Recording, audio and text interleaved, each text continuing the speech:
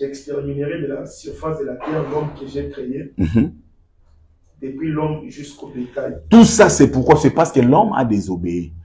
D'où est venue cette désobéissance? C'est par la tentation du diable. Quand Satan vient te tenter, c'est pour t'enlever dans la présence de Dieu. Oui.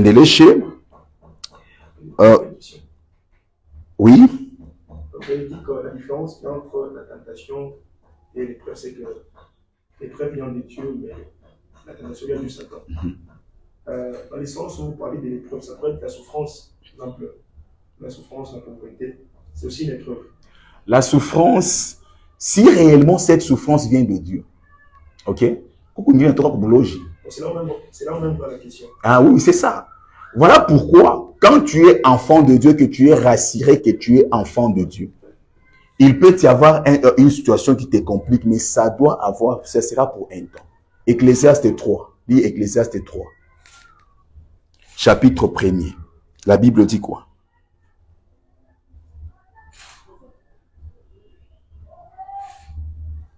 La Bible dit quoi?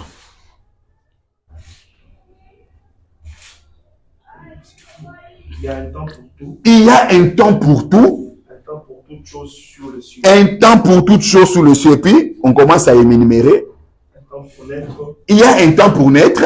Et un temps pour mourir. Un temps pour mourir. Et puis, un temps pour planter. Un temps pour planter. Et un temps pour arracher ce qui a été planté. Un temps pour arracher. Continue. Un temps pour tuer. Un temps pour tuer. Et un temps pour guérir. Et un temps pour guérir. Un temps pour abattre. Un temps pour abattre. Et un temps pour bâtir. Et un temps pour bâtir. Un temps pour pleurer. Ah, un temps pour pleurer. Et un temps pour rire. Et un temps pour rire. Mais si ta souffrance devient continuelle, donc là, il y a un problème. Donc forcément, toutes les souffrances ne viennent pas seulement. Oui. Non, Job. Qui a permis que Job soit touché? C'est Dieu. Ah. Qui a permis? Qui avait permis? C'était Dieu qui a permis pour que Job soit touché. Mais le problème, c'est que si cette souffrance devient maintenant continuelle, tu dois maintenant faire, lis d'abord qui? Quoi? Psaume chapitre 13. 13. Commence par le verset 1er. Au chef des chantres, jusqu'à quand? Jusqu'à quand? Éternel. Oublieras-tu sans cesse? Ah, là, tu dois faire cette prière. Si tu vois vraiment que ta souffrance ça devient continuelle, dis jusqu'à quand tu vas m'oublier. Et continue. Jusqu'à quand me cacheras-tu ta face? Jusqu'à quand tu me cacheras-tu ta face? Continue, lis. Jusqu'à quand aurais-je des soucis dans mon âme? Jusqu'à quand aurais-je des soucis dans mon âme? Si quand tu remarques que ça devient continuel, non, prie à Dieu, demande à Dieu jusqu'à quand. Et chaque jour, des chagrins dans mon cœur. Chaque jour, j'ai des chagrins dans mon cœur. Et puis? Jusqu'à quand mon ennemi se lèvera-t-il contre moi? Ah, jusqu'à quand? Jusqu'à quand? Quand on dit jusqu'à quand, ça veut dire que ça a des limites. Oui, maman?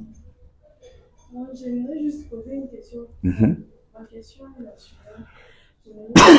Lorsque vous avez dit l'épreuve, lorsqu'on cite l'épreuve dans la Bible, cela montre Dieu, mais dans la vie actuelle, c'est la souffrance, ou bien il y a la différence entre l'épreuve dans la Bible et c'est quoi dans la Bible?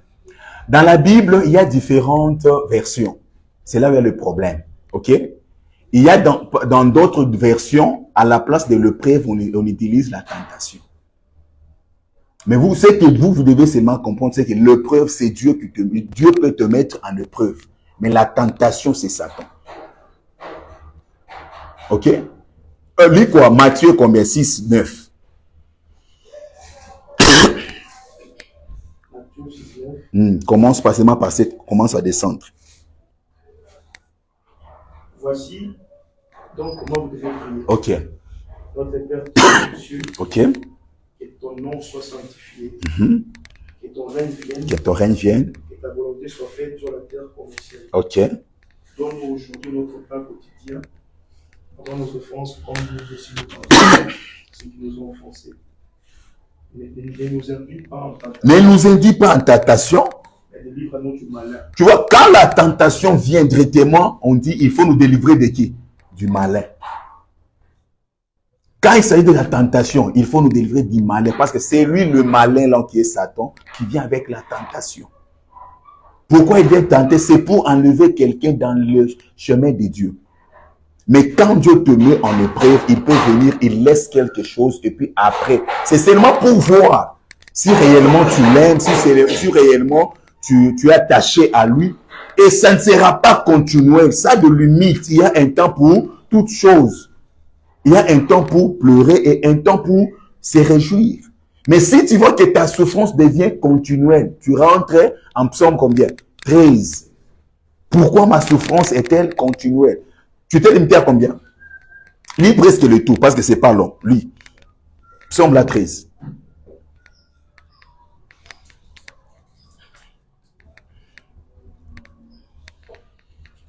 Regarde. Là, c'est combien? 4. Ok. Regarde, réponds-moi. Regarde, réponds-moi.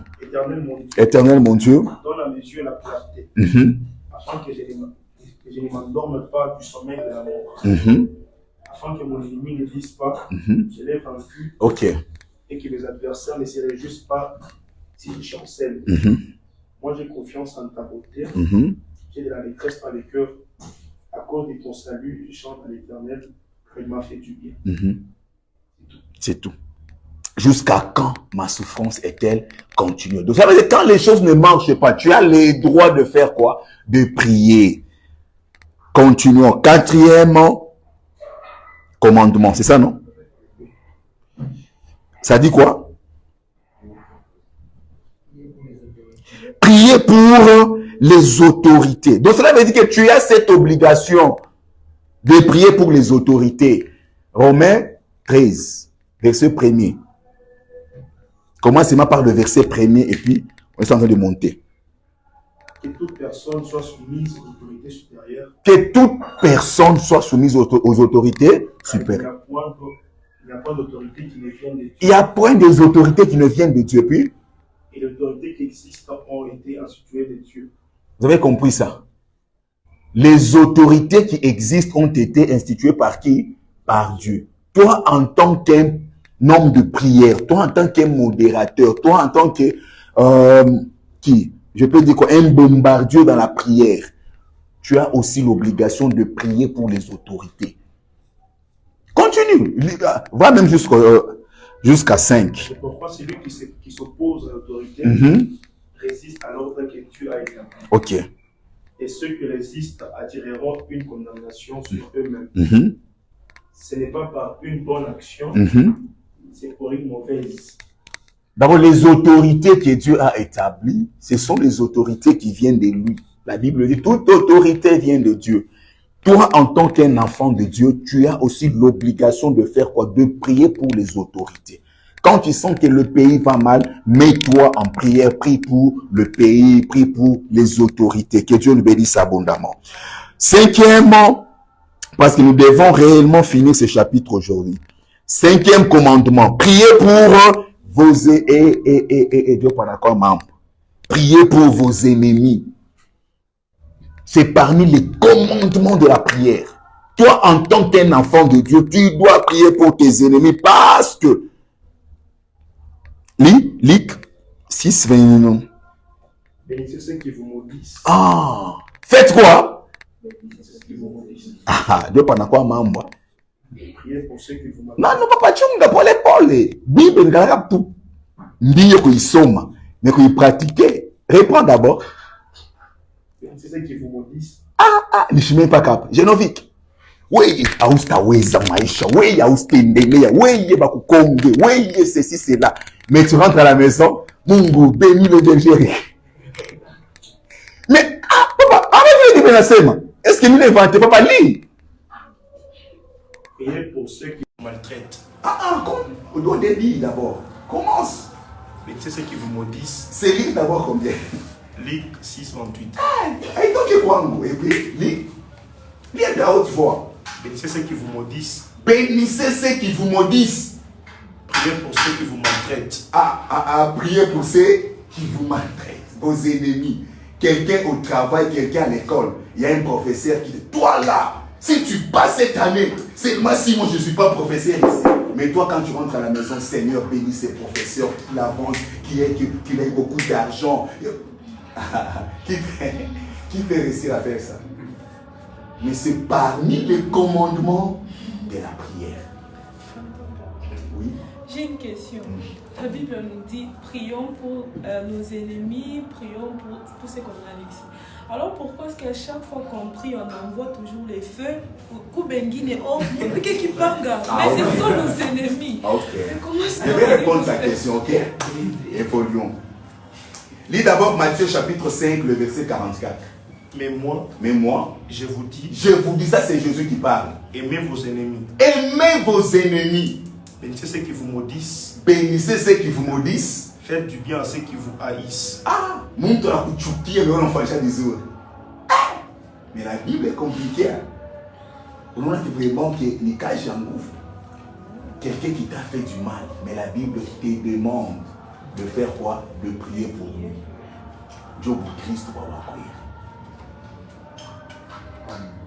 Voilà même pourquoi Jésus-Christ a dit lorsqu'on vous givre de ses côtés, l'état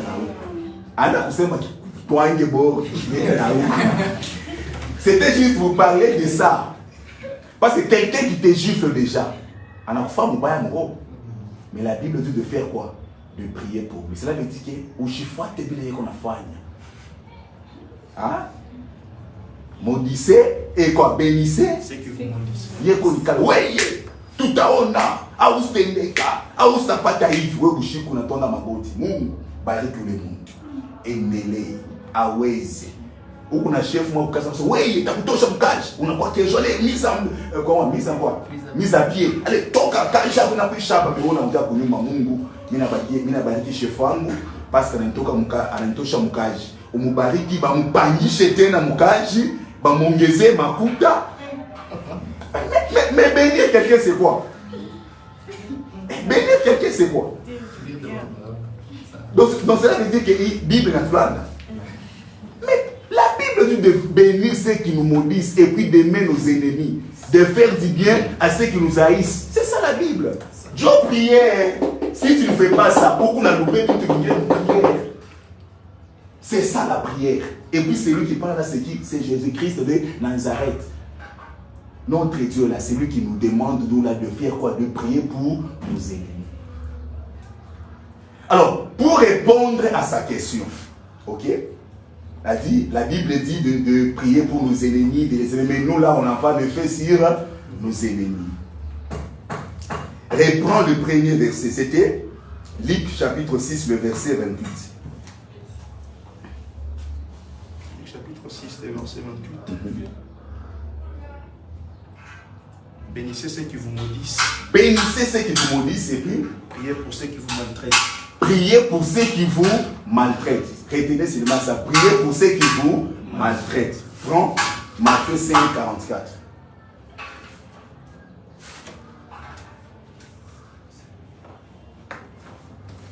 Mais moi je vous dis, aimez vos ennemis. Aimez vos ennemis. Bénissez ceux qui vous maudissent. Bénissez ceux qui vous maudissent. Faites du bien à ceux qui vous haïssent. Faites du bien à ceux qui vous haïssent.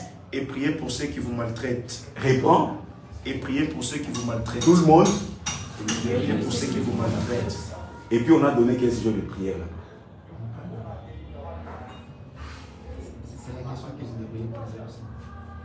Donc on a dit de faire quoi? De prier pour nous ennemis. On n'a pas donné un sujet de prière. C'est à toi maintenant de faire quoi? De prendre ton sujet de prière, mettre et prier pour.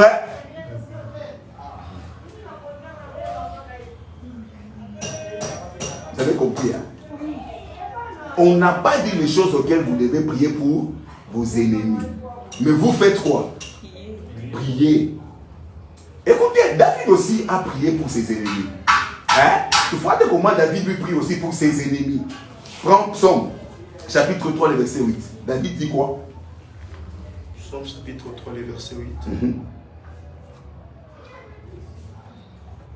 Les saluts et auprès de l'Éternel. Et auprès de l'Éternel. Que ta bénédiction soit sur ton peuple. Pause. C'est tout. Donc commence par le verset premier. À l'occasion de sa fuite devant Absalom, son fils, ô l'Éternel, que mes ennemis sont nombreux. Lentement. Quelle multitude s'élève contre moi. Les ennemis sont, n'est-ce pas David aussi avait les ennemis, c'est ça, non? Continue. Combien qui disent à mon sujet, qui disent à ce sujet, c'est ses ennemis. Ok. Plus de salut pour lui auprès de Dieu. Ah. Mais toi, ô Éternel, tu es mon bouclier. Tu es mon bouclier. Il prie pour ses ennemis, non? C'est une prière. Continue. Tu es ma gloire. Tu es ma gloire. Et tu relèves ma tête. Tu relèves ma tête. De ma voix, je crie à l'Éternel. Et il me répond de sa montagne sainte. Je me couche et je m'endors. Je me couche et je m'endors. Je me réveille car l'Éternel est mon soutien. Car l'Éternel est mon soutien. Il a d'abord commencé par dire, il y a beaucoup des ennemis. Mais quand il se couche et s'endort, Dieu fait quoi? Et son bouclier. Et son bouclier. Ça veut dire que Dieu le fait quoi? Le protège. C'est une prière qu'il est en train de demander la protection. Continue. Je me couche et je m'endors.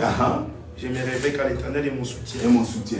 Je ne crains pas les myriades des peuples qui m'assiègent de toutes les parts. Ok. Lève-toi, Éternel, sauve-moi. Mon Dieu, car tu frappes. Écoute. Lève-toi, Éternel, et puis sauve-moi, mon Dieu. Et puis sauve-moi de quoi? Quand il demande le secours, c'est par rapport à qui? Aux ennemis. Et puis qu'est-ce qu'il dit? Car tu frappes à la joue. Car tu frappes à la joue tous mes ennemis. C'est aussi une prière. Seigneur, frappe à la joue tous mes ennemis. Et puis tu brises les dents des méchants. Et puis brise les dents de méchants. C'est aussi une prière. Ça, c'est la façon de prier de David. Il dit à Dieu quoi? Frappe donc l'opitou mon ennemi. L'opitou et puis l'opitou. Le chinois, c'est bon. Le fouet, le mokate non. C'est toujours prier pour.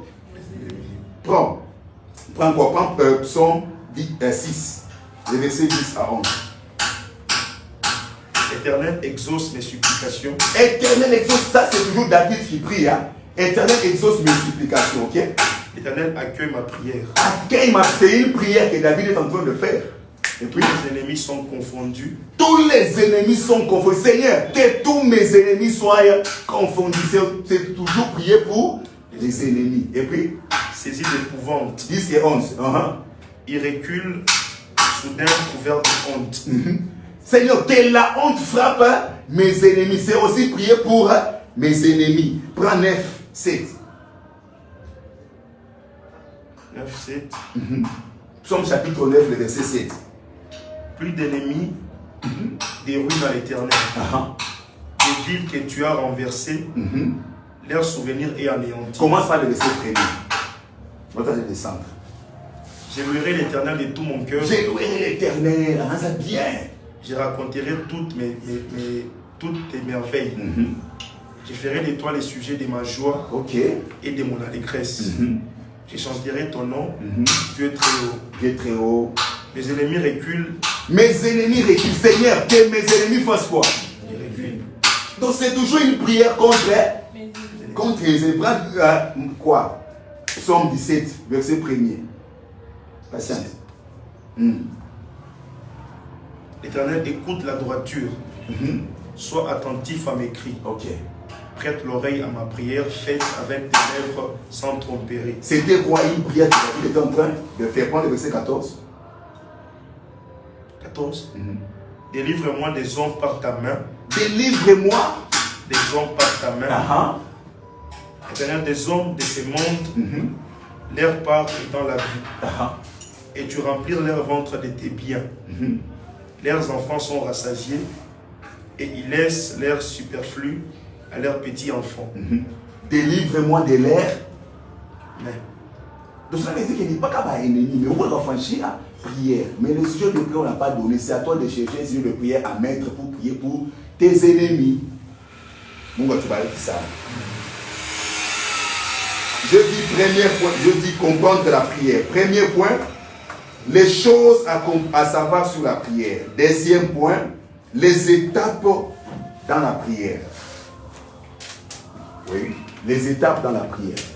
Merci beaucoup pour la parole. Je suis dans Romains 12, 14. La Bible nous dit de bénir nos ennemis avant de les maudire. Maintenant, c'est là ce que vous avez dit. Maintenant, qu'est-ce qu'on doit faire? De bénir nos ennemis avant de les maudire. De le bénir ou de les maudire dans la prière. Oui, dans la prière. C'est ce que même la Bible a dit, de prier pour. Donc, on n'a pas donné ce genre de prière à faire. Ici, on a dit de les bénir. Oui, si toi tu trouves qu'il faut les bénir, fais quoi? Bénir. Mais on a refusé de les maudire. Toi, bénis-les. Parce que c'est seulement la même Bible qui a dit de faire quoi? De prier pour nos ennemis. David aussi a fait quoi? Il a prié pour... Si toi tu trouves bien de les bénir, Mungu, Bachunge, Bachikoufwe, Bachangaïke, Bachifouye, c'est une prière que tu fais. Nous, on a dit seulement de faire quoi? De prier pour nos ennemis. Nous, on se limite par là. Et puis on fait quoi? On prie pour nos ennemis. Parce que si ce n'était pas ça, l'apôtre ne pouvait pas nous dire là devant Mouchome Baloge.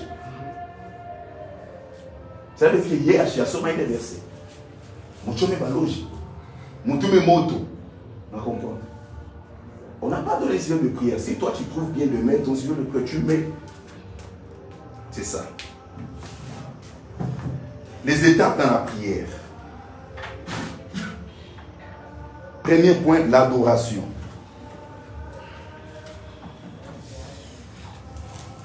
Les étapes que tu peux respecter dans la prière. L'adoration. 2. La confession.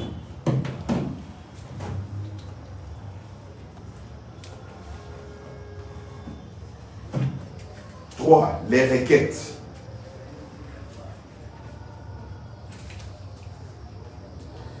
4. Des actions de grâce.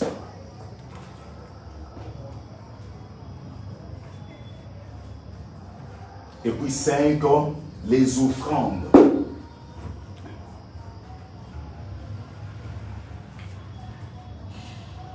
Les étapes dans la prière. L'adoration, la confession, les requêtes, les actions de grâce et puis les offrandes.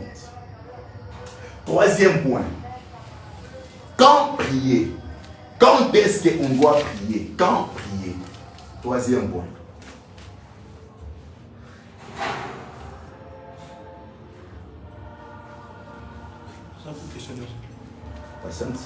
Quand prier? Premier point, tôt le matin. Marc chapitre 1er, le verset 35. Tôt le matin.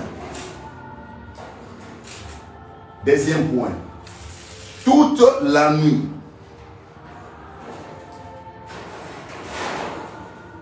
Luc chapitre 6, le verset 12. Luc chapitre 21, le verset 37.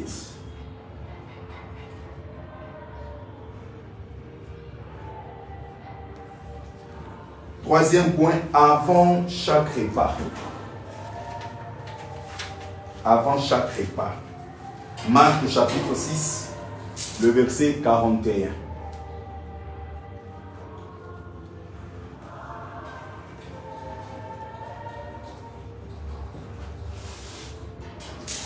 Ok.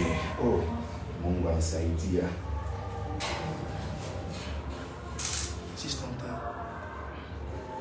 Marc chapitre 6, le verset 41.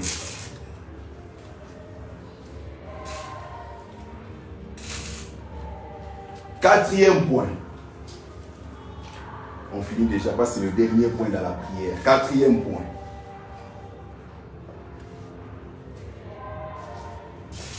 Les 5 choses pour lesquelles nous devons prier. Les 5 choses pour lesquelles nous devons prier.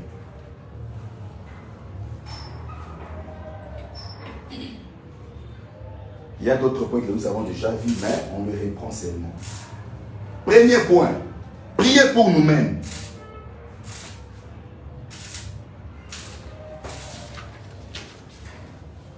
Chroniques chapitre 4, le verset 10.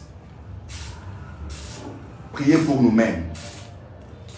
Les choses pour lesquelles nous devons prier. Première chose, prier pour nous-mêmes. 1 Chroniques chapitre 4, le verset 10. 2. Prier pour les autres. Jacques chapitre 5, le verset 16. Prier pour les autres. 3. Pardon, Jacques chapitre 5, le verset 16. 3. Priez pour le missionnaire dans les corps du Christ. Priez pour le missionnaire dans les corps du Christ. Des Thessaloniciens chapitre 3, le verset 1er.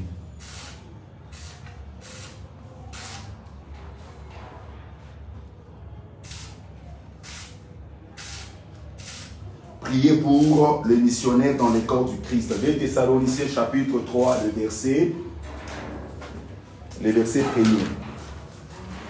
4. Priez pour les malades.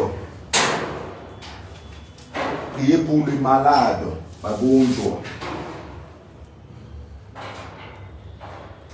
c'est 4. 5.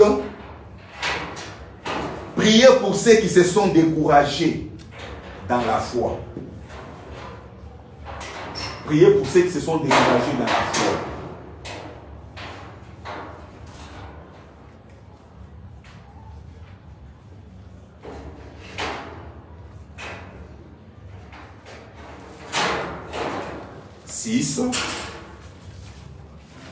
Priez pour ceux qui sont pris au piège du péché. Soit priez pour le pécheur.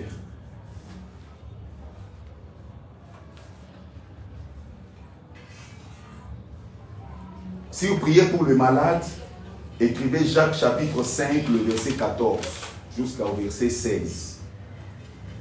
Les mêmes versets, vous les écrivez sur 5 pour ceux qui se sont découragés. Toujours Jacques chapitre 5, le verset 14 jusqu'au verset 16.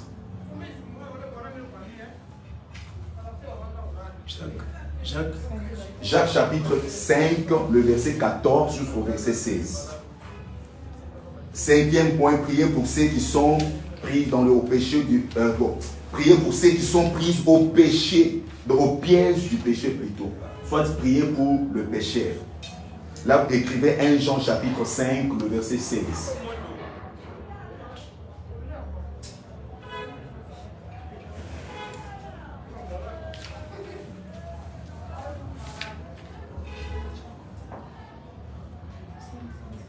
Jean chapitre 5, le verset 16.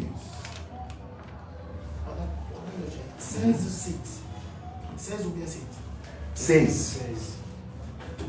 1 Jean chapitre 5, le verset 16.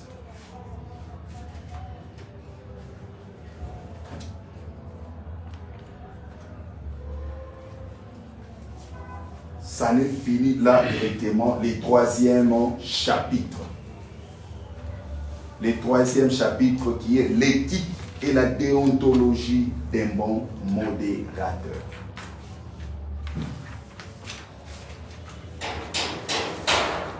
Voilà. On a fini ce chapitre.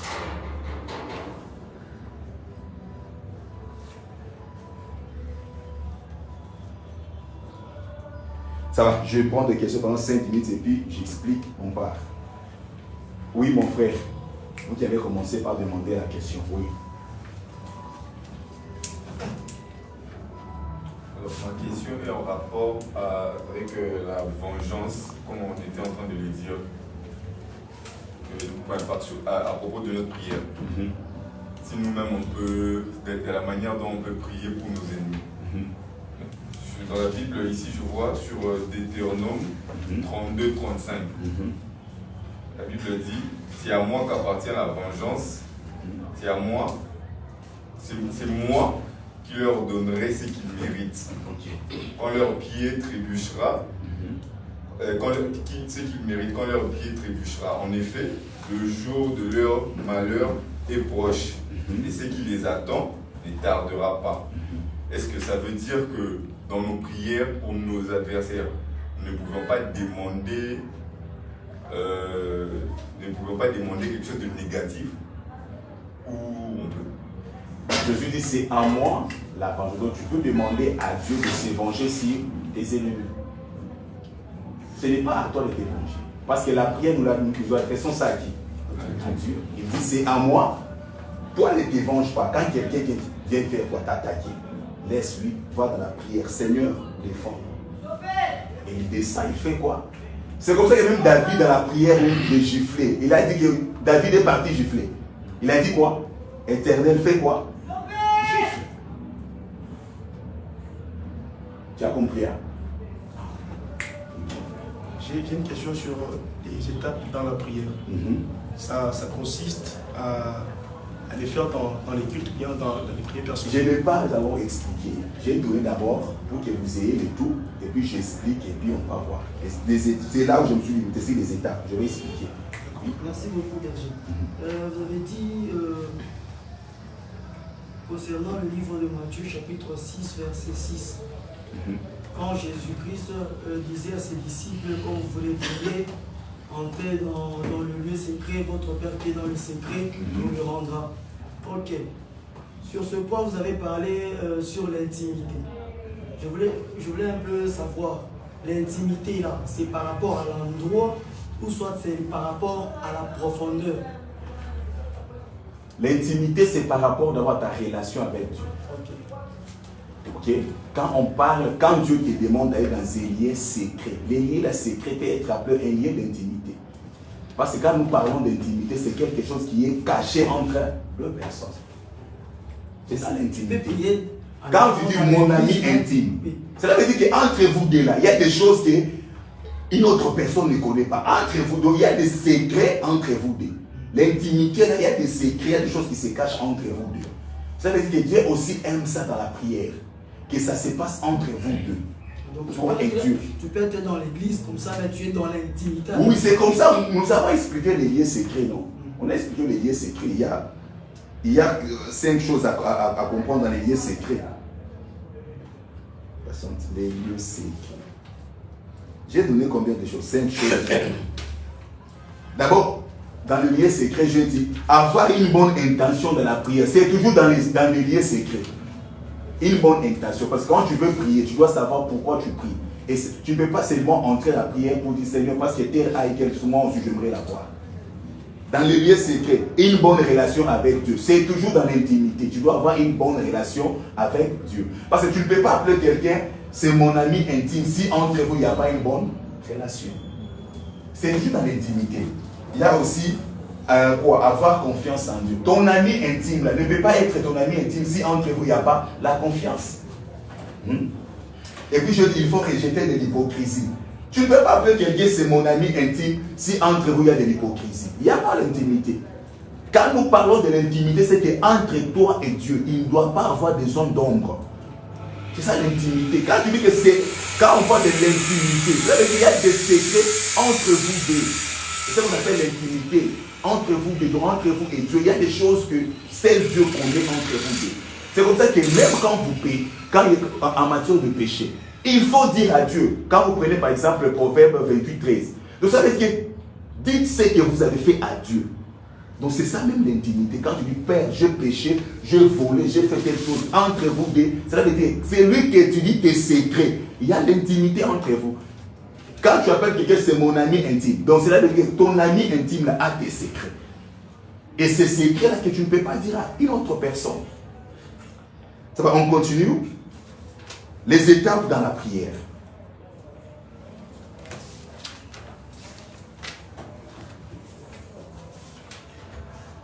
Donc cela veut dire, ce sont les étapes que vous pouvez observer dans la prière. Lorsque vous voulez faire quoi? Lorsque vous voulez prier. Lorsque vous voulez prier, faites le tout de commencer par d'abord adorer votre Dieu. Pourquoi adorer Dieu? C'est parce que, n'est-ce pas, nous avons vu dans 1 Jean chapitre 3, le verset 10, qu'il y a les enfants de Dieu et les enfants du diable. Chacun doit commencer par d'abord adorer son Dieu. Tu commences par adorer Dieu. Parce que quand l'adore, ça te fait directement montrer comme déjà que tu es l'enfant de celui que tu es en train d'adorer. Tu le reconnais comme étant d'abord ton Dieu. Tu adores Dieu, tu le loues. Or, tu ne peux pas adorer Dieu dans le mensonge. Parce qu'en matière d'adoration, Dieu cherche les vrais adorateurs qui vont l'adorer dans la vérité et puis en esprit. Donc ça veut dire que lorsque tu veux entrer en prière, sois d'abord rassuré que maombi yako na mungu wako hakuna mazone d'ombre. Deuxième, je dis la confession. Quand tu es dans la prière, avant de commencer à demander à Dieu Bintou, commence d'abord par te confesser. C'est ma bien Dieu à Dieu Seigneur, je péché contre toi. Dans l'étape d'adoration, c'est comme ça que tu peux même commencer par chanter. Tu commences à chanter, tu chantes, et puis après, Tu commences la confession. Tu commences à demander à Dieu pardon. Tu confesses le péché. Et puis, troisième étape, c'est à ce moment-là, maintenant, tu vas prendre tes requêtes. La chose à laquelle tu es entré avec la prière. Qu'il est que tu n'as pas ta mahoum, tu dis maintenant à Dieu tes requêtes. Seigneur, j'ai besoin que tu fasses ceci, j'ai besoin que tu fasses ceci. Tu dis tes requêtes. On sait, on a requêtes. Après tes requêtes, les actions de grâce. Les actions de grâce, là, veut dire que tu reconnais que tout ce que tu as demandé à Dieu, Dieu va le réaliser. Tu commences maintenant à lui dire merci.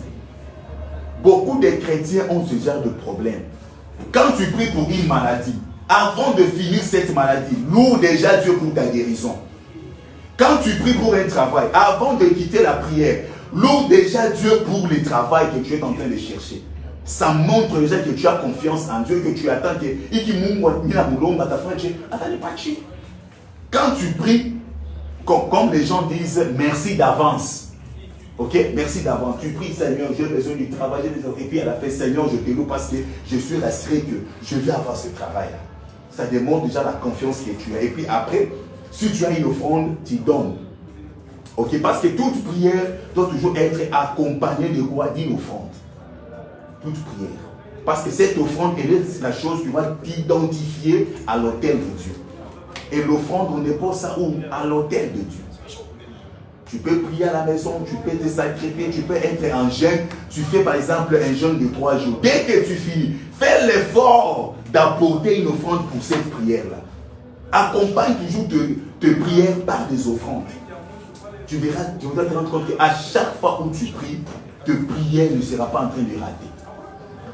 Même quand tu es à la maison, tu pries pour quelque chose, tu pries pour quelque chose. Dès que tu finis, organise-toi et que le soir, quand tu viens au temple, laisse ton offrande.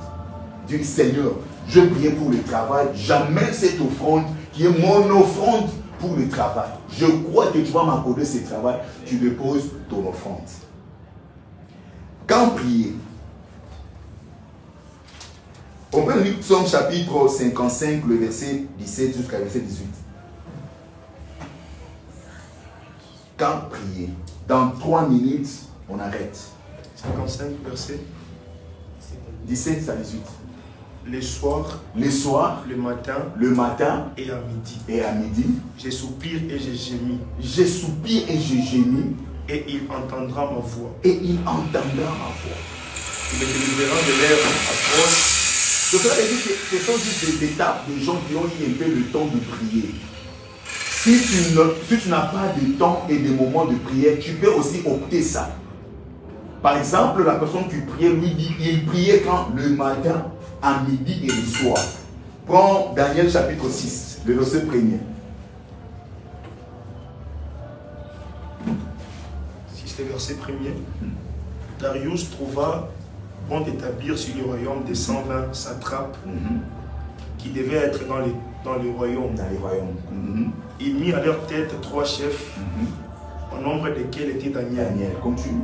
Afin que ces satrapes leur rendissent compte et que le roi ne suffit aucun dommage. Daniel surpassait les chefs et les satrapes parce qu'il avait en lui un esprit d'Israël. Et le roi pensait à l'établir sur tous les royaumes. Alors les chefs et les satrapes cherchèrent une occasion d'accuser Daniel à ce qui concernait les affaires du royaume. Mais ils ne purent trouver aucune occasion, ni aucune chose à répondre, parce qu'il était fidèle. Il faut suivre la lecture, ok? Et qu'on apercevait chez lui ni faute, ni rien de mauvais. Okay. Et ces hommes dirent, nous ne trouverons aucune occasion contre ce Daniel, à moins que nous n'en trouvions une dans la loi de son Dieu. Puis ces chefs et ces satrapes se rendirent tumultueusement auprès du roi et lui parlèrent ainsi. Roi Darius, vit éternellement.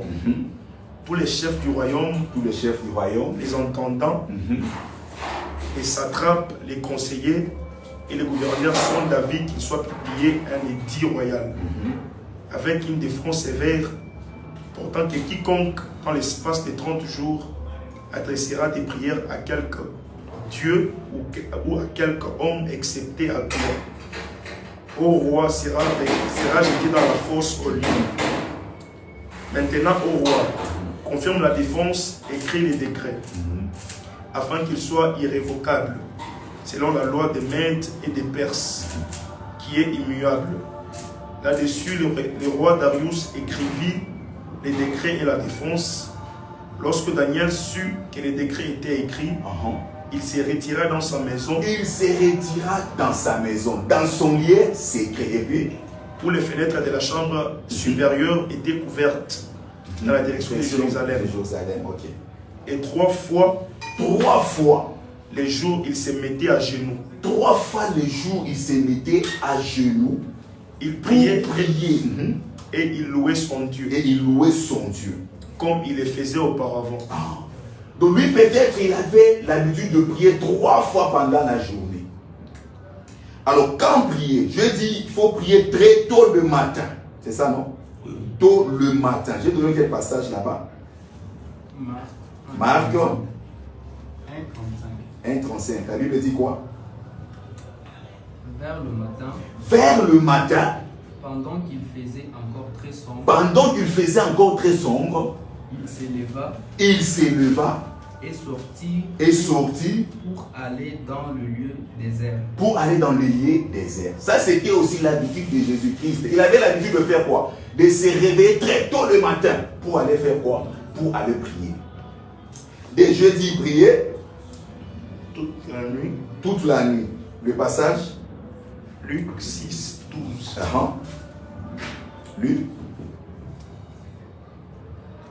En ces temps-là, Jésus s'est rendu sur la montagne pour prier. Jésus s'est rendu sur la montagne pour prier. Et il passa toute la nuit à prier Dieu. Il passa même Jésus-Christ le faisait toute la nuit. Qui a déjà passé toute une nuit en prière?